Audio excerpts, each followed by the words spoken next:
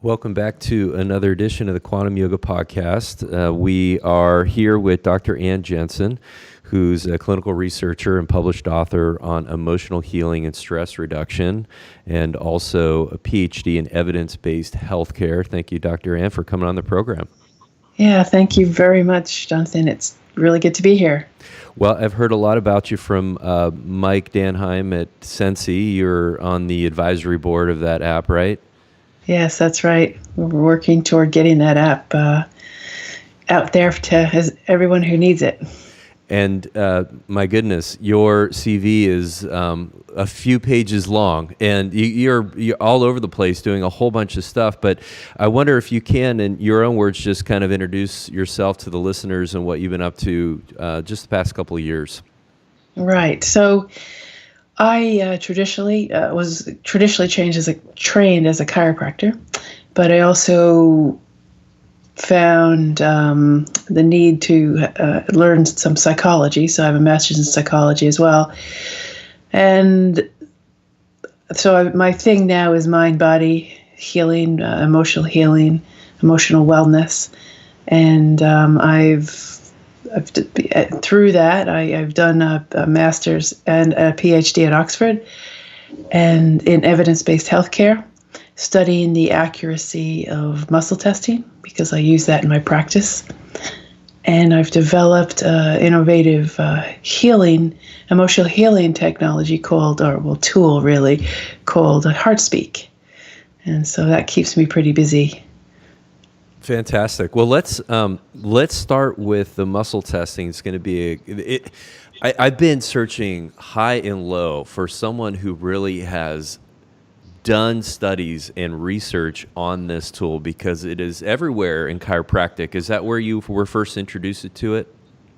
It was. In fact, my first introduction to muscle testing was during chiropractic college, and I went to the introductory applied kinesiology club meeting where they taught us all, some muscle testing. And I remember walking out of that meeting because I thought it was all rubbish. So that was my very first introduction to muscle testing. But here I am 20 years later with a PhD in it. And a few papers published as well. Yes, that's right. Well, lead us into it. Your perspective on this, and it seems like you've even refined it even further, correct? Right, yes. So my perspective is that the type of muscle testing I do is, I call it muscle response testing, and it's different to say applied kinesiology style of muscle testing or the orthopedic type of muscle testing that chiropractors and physical therapists and osteopaths do. And it is a test that's used to detect pretty much anything that the practitioner wishes to detect. But it basically uses one muscle. We call that the indicator muscle, which is tested over and over again as the conditions change. So, and that differs from the other types of muscle testing where, for example, in applied kinesiologists would test any muscle of the body, and depending on which muscle is being tested, it would mean a certain thing. For instance, if the chest muscle was being tested and it went weak, then that would indicate, for example, a possible heart condition, a heart problem, that type of thing. But that's different to what I do, muscle response testing. Okay, tell the listeners about your research and your papers that you did do on this. You did a lot of validation, and tell us all the details. Yeah, so I went to Oxford with the idea of studying emotional healing, and I did do that for my master's. And then for my PhD, I wanted to do a big randomized trial with emotional healing with depression. But as I was demonstrating muscle testing in front of my colleagues in my department at Oxford, and which, by the way, was the Department of Primary Healthcare Sciences, which is also the seat of the Center for Evidence-Based Medicine. So I was surrounded by top-notch, world-renowned clinical researchers.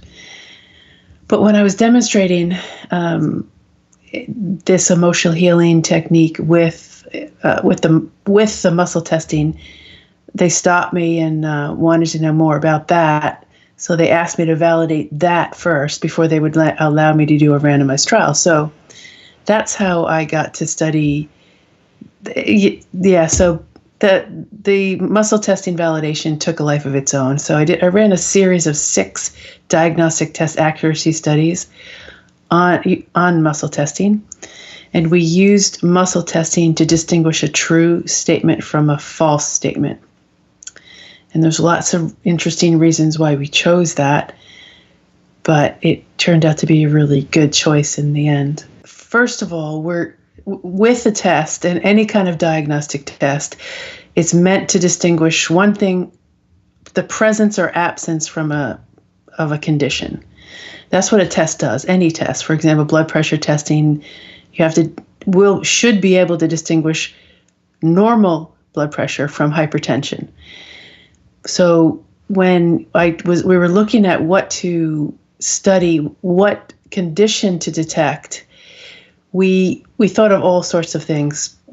But because muscle testing wasn't validated and it was considered, even quite fringy in the chiropractic world, we wanted to choose a very solid reference standard to compare muscle testing with.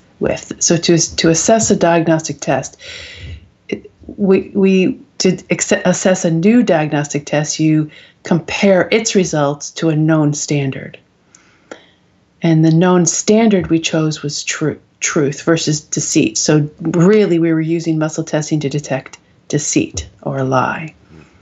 And the paradigm that's commonly used out there is a true statement will result in a strong muscle test, and a false statement will result in a weak muscle test.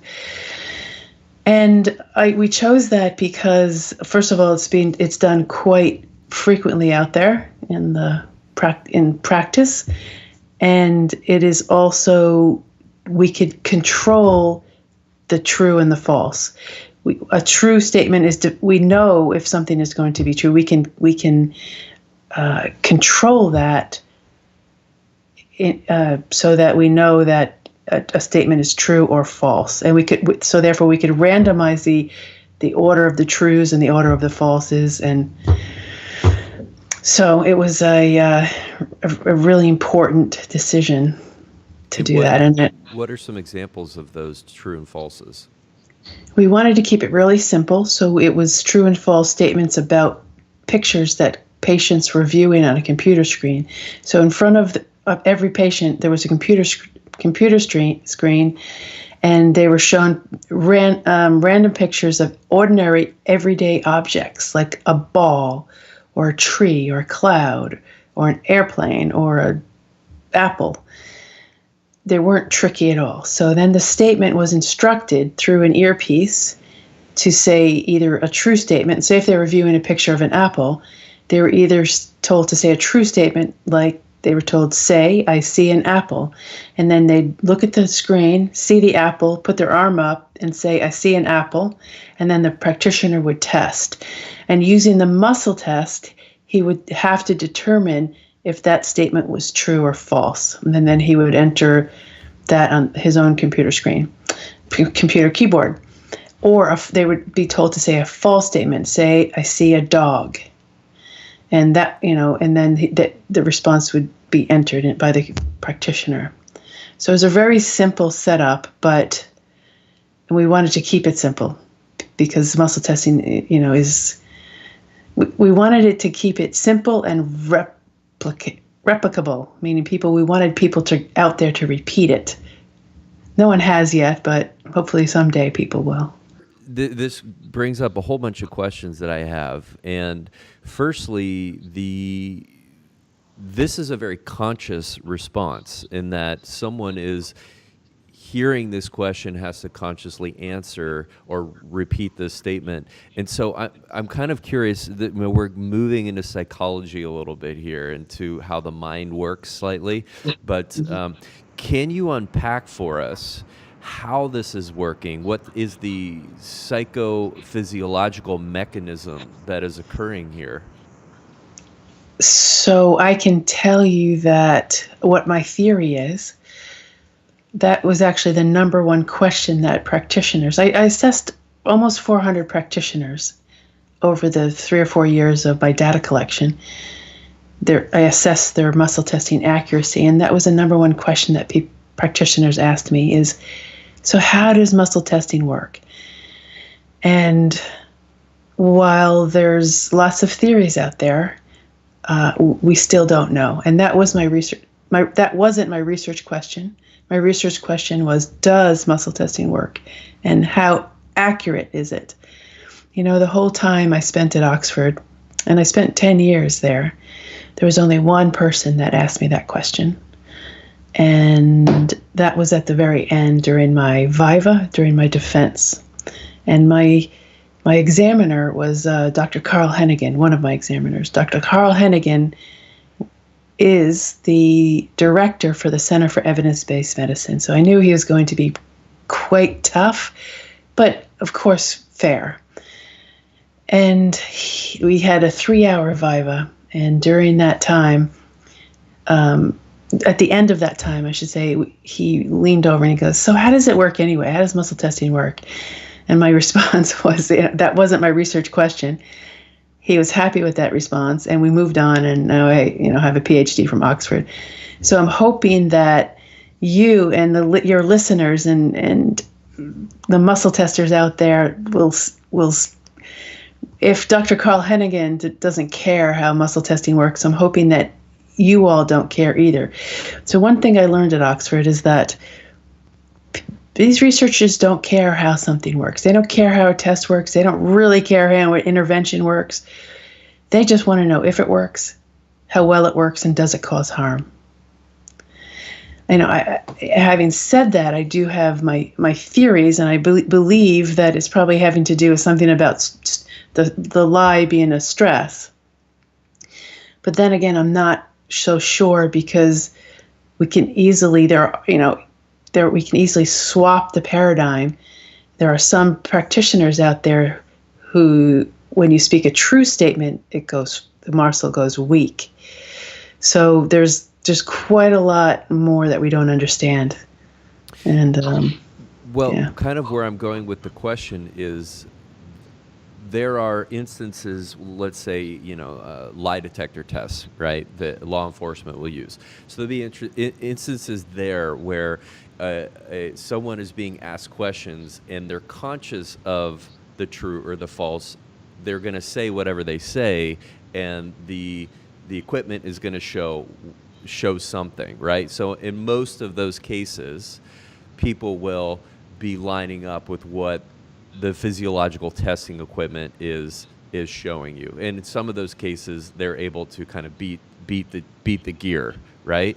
But there are also in a practitioner situation where maybe you're muscle testing someone on a deep psychological issue or a deep emotional issue that is not conscious to that person, and you're accessing information that way. So there's this is sort of where I'm going with the question is, how does that work, right? Yeah, so I had to think about what truth was, and I did, a couple of years of that type of thinking. And we didn't, as I said, we didn't decide on true versus false lightly. It was a very conscious decision to choose that. We've decided that truth was personal in regards to muscle testing.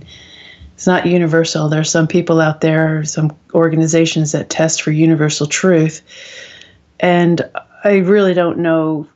I don't know how to show that. I don't believe there is such a thing. How could there be a universal truth where everyone is so completely different? So anyway, we have truth is personal and truth is dynamic, meaning that it can change from moment to moment. Or we can say it's transient. And also, truth can be conscious and non-conscious at the same time. For instance, if I were to muscle test when you say, I'm okay with my mother. On a conscious level, you're like, yeah, no worries. We had some issues early on, but I'm good now. But maybe on a non-conscious level, maybe that little boy inside is like, you know what? I'm still, there's still that little piece of me that's not okay. So I think muscle testing can detect non-conscious truth as well as conscious truth. Let's segue into heart speak. Ah, Introduce us to this. so heart speak is basically my whole life has all the learnings of my life. Everything has come together in what's become heart speak, and it is a really simple, common sense, but very unique way to handle emotional wellness. And I can tell you how the theoretical, there's quite a lot of very strong theoretical framework behind it. And it mostly has to do with the science of feeling, affective science of learning and memory, and some neuroscience. And I could get more into that if you are interested. So we use a paradigm that just two minds. There's the logical mind and the feeling mind. And it's not as simple as right and left brain, because there's some crossover in the two brains. So I call it the mind, where the logical mind is rational, it's logical, it describes things, it explains things, that's always working. But then we have the feeling mind, which is basically just feeling. Both minds are active. That sort of coincides with memory. There's two kinds of memory that we use, long-term memory. There's explicit memory, which is declarative or conscious memory. It's the facts. This is what happened, and this is what happened. This is what happened. That's what happened. So we can say that that's what happened. Then there's other kind of memories, implicit memory, which is mediated by a different part of the brain. That's mediated by the amygdala, which is an older part of the brain, and it's also it's developed. Is earlier in development. So it's formed in the womb, whereas the hippocampus is the part of the brain that's mediates the explicit memory. The hippocampus is formed around the age of 3. That's why you don't really have declarative memory before that. So the implicit memory is that vague, wishy-washy memory. It's that, something happened, I'm not really sure what. We call it more of a feeling memory.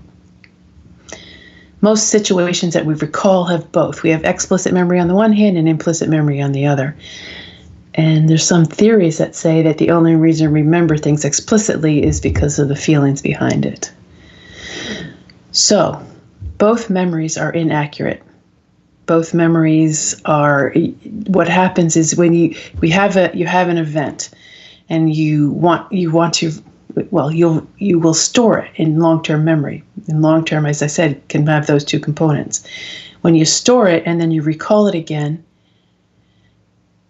there has an opportunity for that memory to change slightly. We call it a memory flexibility. There's a window of opportunity there. And then when we store it again, it could be changed slightly. So when we recall it the next time, we're not actually recalling the original memory, but the one we just stored. So then we recall that again, and then we change it slightly and then store it again. So it's like that old game of telephone where the person at the message at the beginning might not look anything like the message at the end. It could be that similar. So we make use of that in HeartSpeak. We make use of the memory flexibility, where we ask people to recall a feeling memory. We use implicit memory. Ask person to feel something, and then when it's felt, we call it resolved. When it's felt fully, then we change the focus to something preferable, and then we store it. Then when it's stored again, it's just take that little bit of edge off, and then we do it again, and then we take the little bit more of an edge off. So that's basically how HeartSpeak works. So you still, would it be fair to say that you still have the memory, you just don't have the charge that this Yes, feeling that may be associated with it. yes, we say it's decreasing the emotional investment. Yeah, so you can still recall the situation, but you're just remembering the facts without the emotional, without the affect. Well, it's fascinating that you call this heart speak, but you're referencing anatomy in the brain. And so I wonder if you can talk about that connection, because Right. I've been studying a lot with heart math, and it's fascinating to see how much information is being sent from the heart up to the brain and the effect that that information can have on the brain.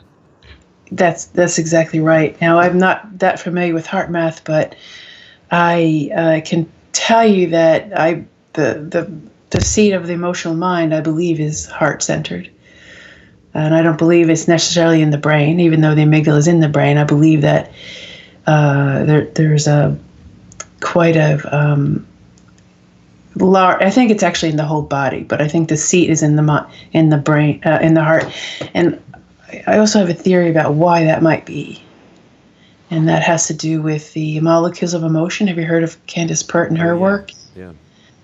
Yeah, so one of the things, she studied emotions quite extensively, but she identified 26 molecules of emotions.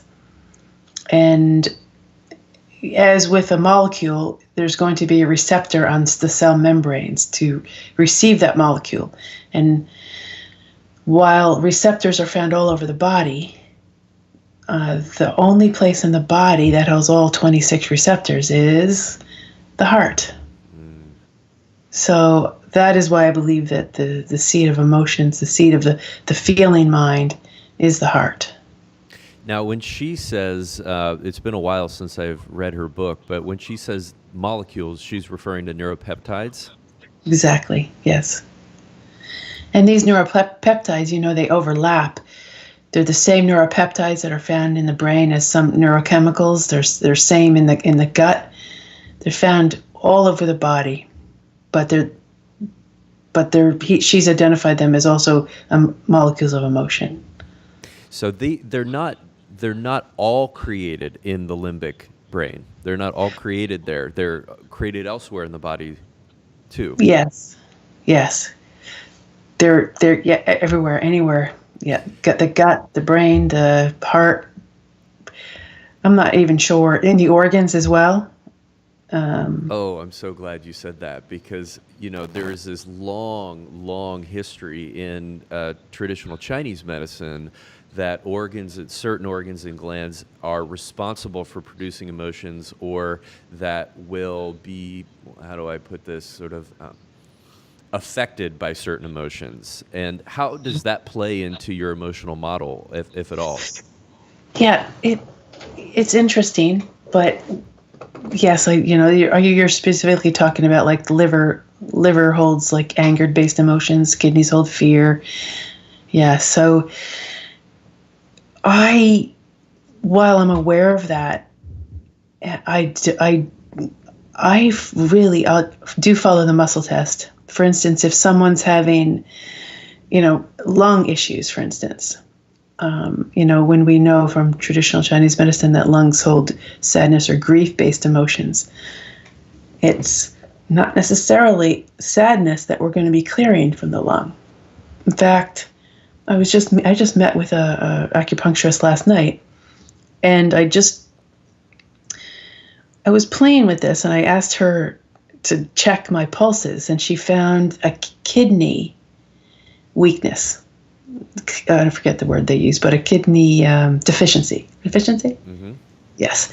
And I said, okay, so what I'm going to do is I'm going to try and shift that pulse, normalize that pulse by just using an emotion. So I muscle tested which emotion I needed to use to normalize that pulse.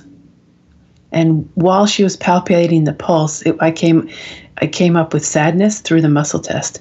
So I evoked a sense of sadness in my body, in my mind body, and she just couldn't believe it because the pulse just came right underneath her finger. As she was palpating it, and while I was feeling the sadness.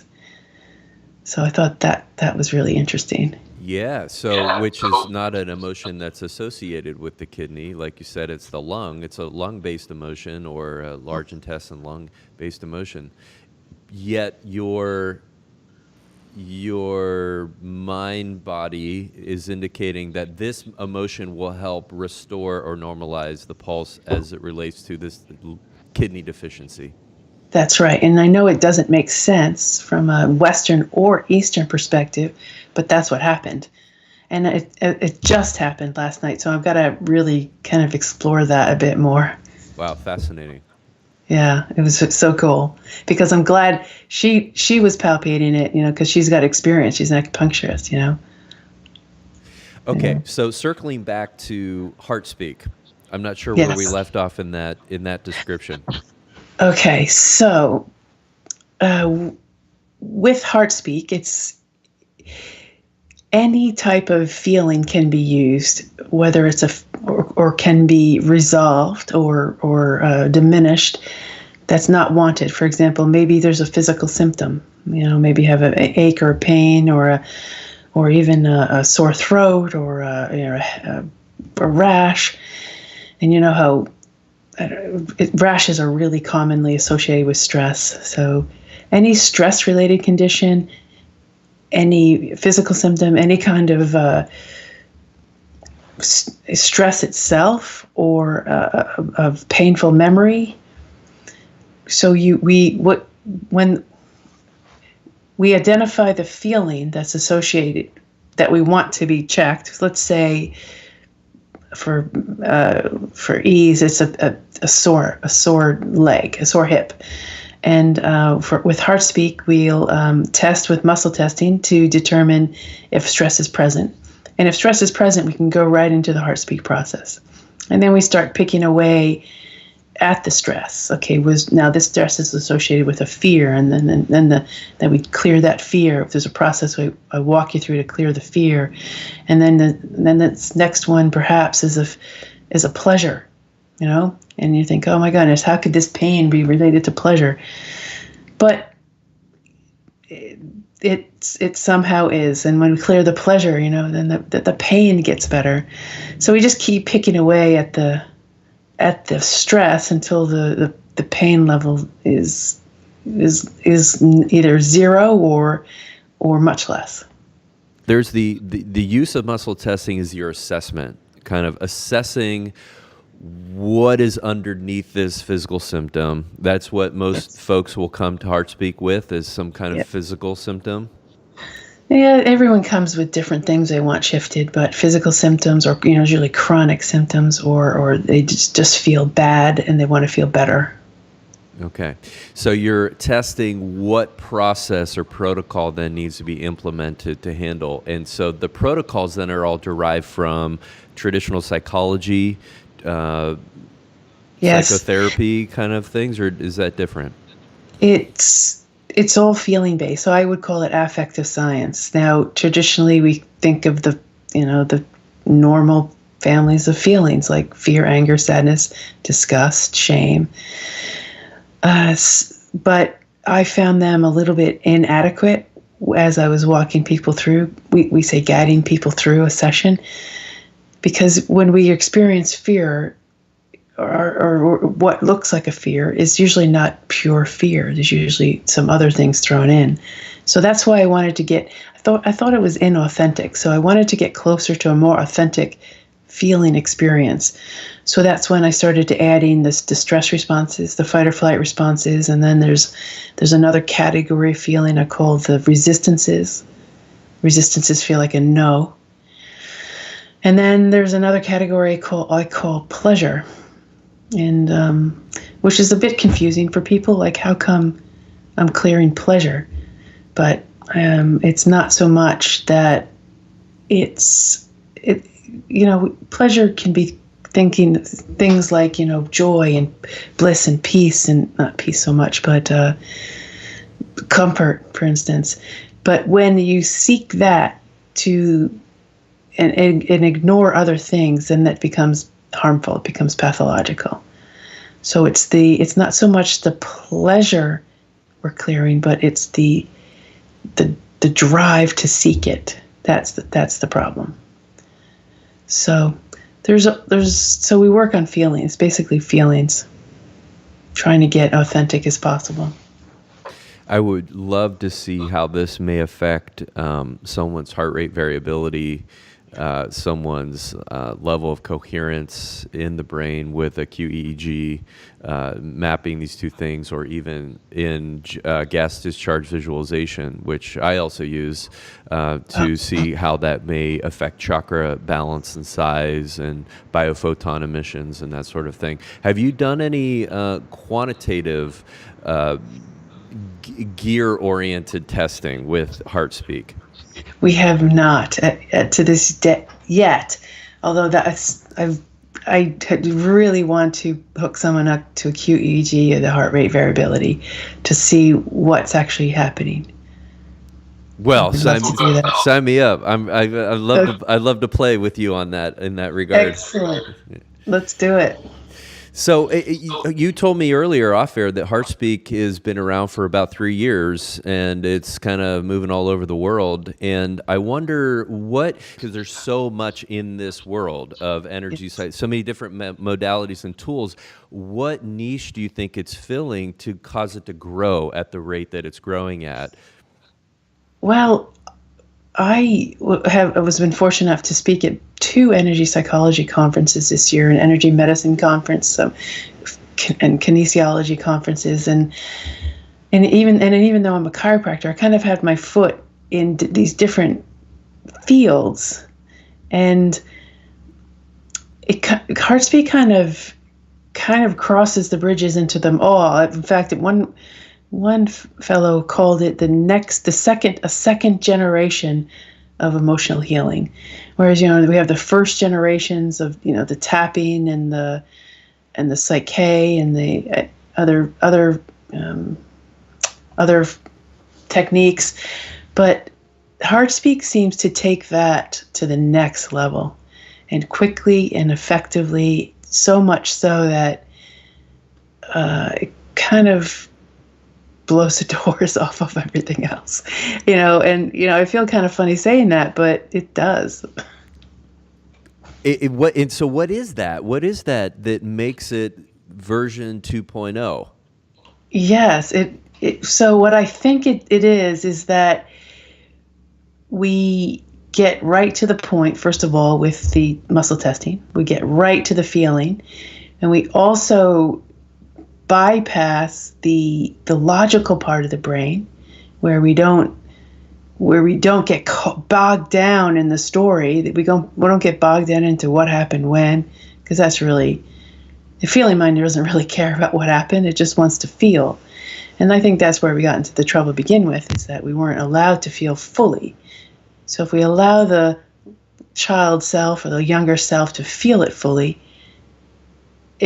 it comes to a quick resolution, and then we use the unique part. We use that memory flexibility by, we call it pivoting to something preferable. So we replace fear with a love. Not so much replace, but I guess it kind of is a replace. So, I've done a lot of study and a lot of reading and a lot of exploring and a lot of observing throughout my life, and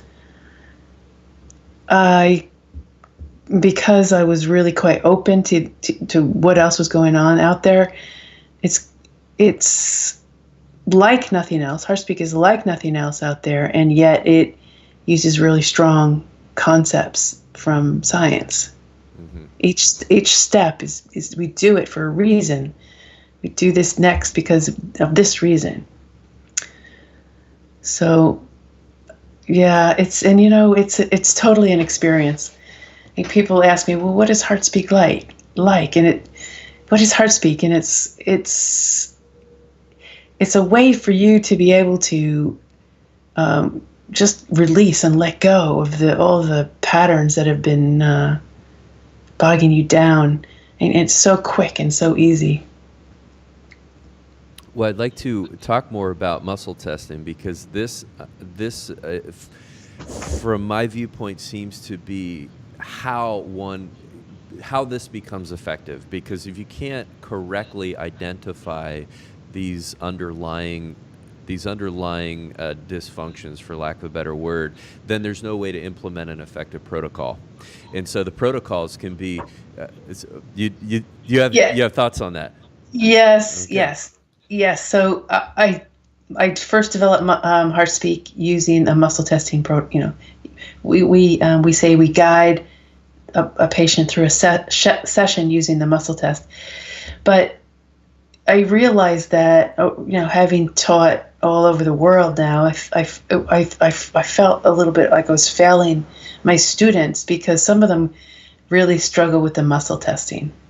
So I couldn't get they couldn't use it effectively. And if you couldn't use it effectively, you couldn't do HeartSpeak. I thought that was unfair. So then I started experimenting with ways perhaps that you could do a similar process but without muscle testing. And then, in fact, I've just launched in the last month a HeartSpeak Lite course, which is a very simplified version of HeartSpeak, which anyone can use even if you don't muscle test. And while, say, a pain would go in, if you're doing HeartSpeak, a pain would go from like a 9 to a 4 with HeartSpeak. With HeartSpeak Lite, it might go from a 9 to a 6 or a 9 to a 7. So it gets the job done, just not as deeply. Let's talk about non-local testing, because we did this before we got on the call today, and you asked me to pick something that I would like to change, basically. And then there was a moment of silence where you did something. I don't know. I didn't see what you did, if you did something with your hands or not. And then you were like, okay. So you test with your fingers. And then it said fight or flight. It was a fight or flight emotion that we were dealing with. Yes. Yes. So that, I call it surrogate testing, but it's also self-testing because I'm testing myself on your behalf. So it's self-testing, but surrogate testing at the same time. And I do this. That's how I run sessions. Most of my practice is now over Skype or over FaceTime, that where a person is remote anywhere in the world. And while my research at Oxford was testing, people that were in the same room, I think that the next step, in fact, we've already begun designing and putting in process the 2 studies, one to assess the validity of self-testing, and then one to test the validity of surrogate testing. Now, surrogate testing is really easy to assess. It's using this. I'll use the same protocol as I use for my PhD, but instead of being 2 people in a room, a tester and a testee, so to speak, I'll have 3 people. So I'll have the person doing the testing, but the person that they're testing is the surrogate on the patient's behalf. So that's easy done.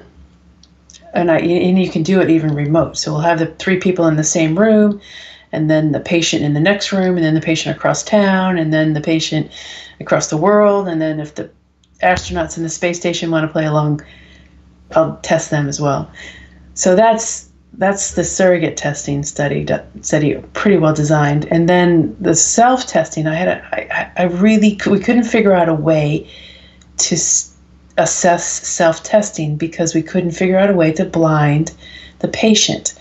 And so one of my studies at Oxford was doing subliminal presentation of the pictures.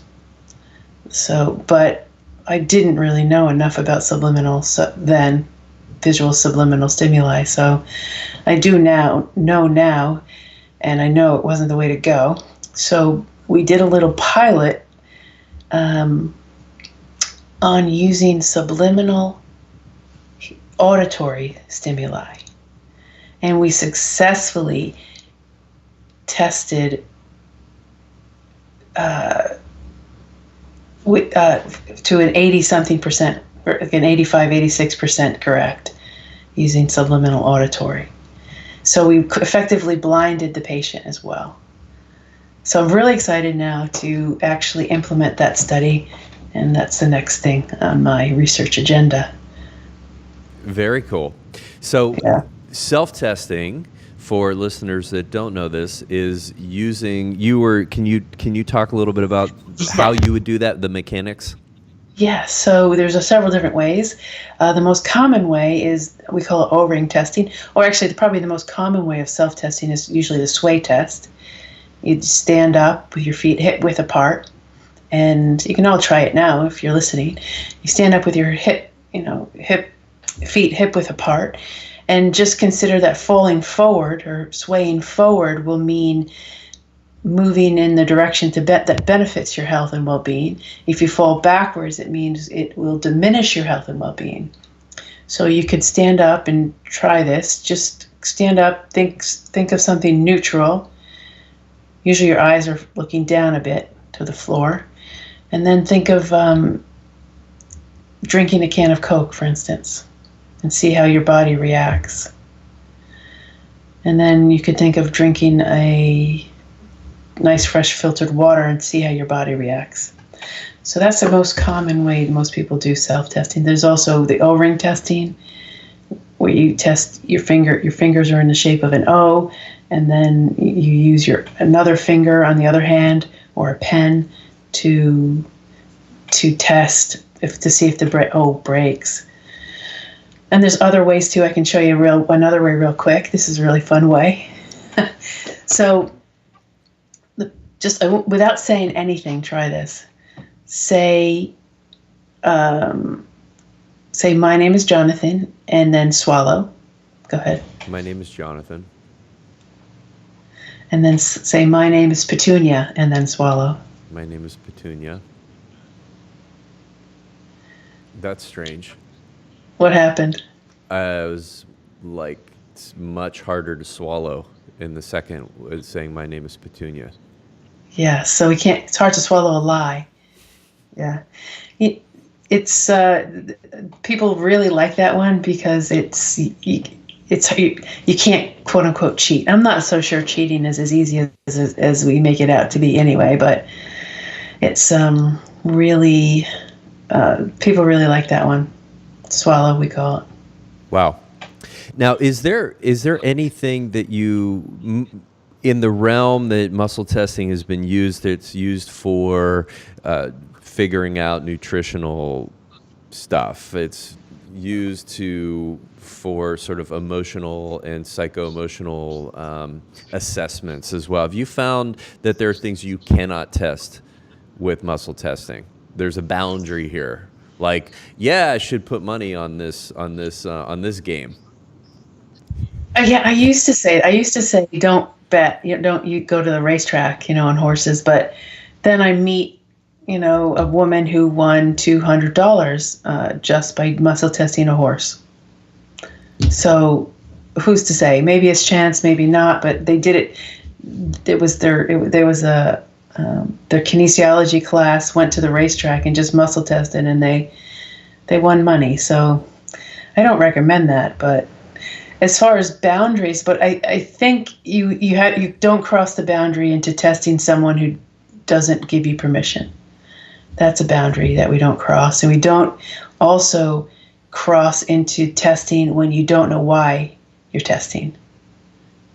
If that makes sense, if you're unsure of why you want to know something. Either I had I was showing my niece, and she was, I think, about 12 at the time, and she knew I muscle tested, and she comes up to me and sticks out her arm and says, "Can you tell me if I forget the boy's name, Johnny likes me?" And so we don't really do that, but there are certain boundaries. Yes. That's it's fascinating. It kind of brings to mind, as far as the how this may work from a non-local standpoint. I forget who I was talking to, but I had heard Heart Math speaking about their global coherence project, and how the magnetic fields of every human heart is actually connected to the Earth's magnetic field, and that they believe that we are basically experiencing collective emotion through these magnetic field lines that are happening. And you can even see this in a regional level. You can see this on a sort of country level. You can see this on a global level. And in addition to that, solar flares have an effect on our magnetic field, which then has an effect on our emotional state as well. But sort of like the biggest, Yes. yeah. Any thoughts or comments on that? Well, I it's hard to know unless you track on certain things like solar flares and the moon, and but it's hard to deny that the moon, the people go a bit bonkers when there's a full moon, but people go a bit bonkers when there's a new moon too. So I don't know. And the solar flares, I remember this summer when the eclipse was coming, and there was a lot of emotionality going on. I was busy. I was busy during that time, just before the eclipse. So those were the solar flares. Yeah, I have a theory that really universe should throw us anything, whether they're full moons or solar eclipses or, the upstairs neighbor fighting with his wife. Universe should be able to throw us anything, and we should be able to just roll with it and choose how we feel, basically. Choose how we respond. I think if we're not choosing, then we got some work to do. I'm curious here, when one is feeling such a strong emotion around something, it compels a person to want to take action, right? I mean, there's sort of like it's almost a momentum that you're experiencing into action. And what's a good way to handle that, right? Yeah, we actually developed a series of HeartSpeak tools where where you can learn to manage your emotions in the moment. And there's some really quite good ones. Let's see which one.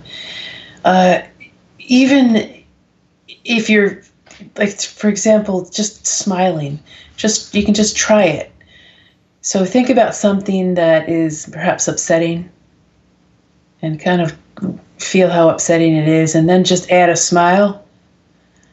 Just literally smile your cheeks off and see how it's not so bad. Not so bad. There's, research suggests that yes, you smile when you're happy, but also you can actually become happy when you smile. That's one thing. You could also feeling disempowered. We have the 10 feet tall tool, where you just imagine yourself 10 feet tall. And even that, doesn't it feel like you imagine your head just scraping the ceiling, Don't you feel like more powerful, more in charge, more in control, even just doing that? Yeah. So those are a couple of things. There's lots of even open posture, shoulders back, head back, palms up, chest out. It's a really good one too. Wow. In fact, this is how we ask people to feel love when they're up in that posture. It's hard to feel fear when you're in that posture as well. I like that 10 feet tall. You're walking around with your imaginary giant, huh? Like your giant self. Well, that's the one I give to kids that have been bullied. So it sort of just changes the dynamic mentally, and seems to work for them. They use it. I also give them the invisibility cloak. So if they want to, yeah, that's a good one too. What's that? Is this a Harry Potter invisibility cloak? Yeah. It's the same sort of thing, but just kind of imagine. So, for example, if kids are being picked on, bullies at school, and they know they're going to have to walk from A to point B, and they're going to have to pass by a kid that's picks on them. Just imagine throwing over an invisibility cloak as you're going by. Let's talk about your website. You have a whole bunch of stuff up there, and tell us what you're offering through the website and what that address is. So that's heartspeak.com, and the courses, but we're actually just finalizing 2018 now.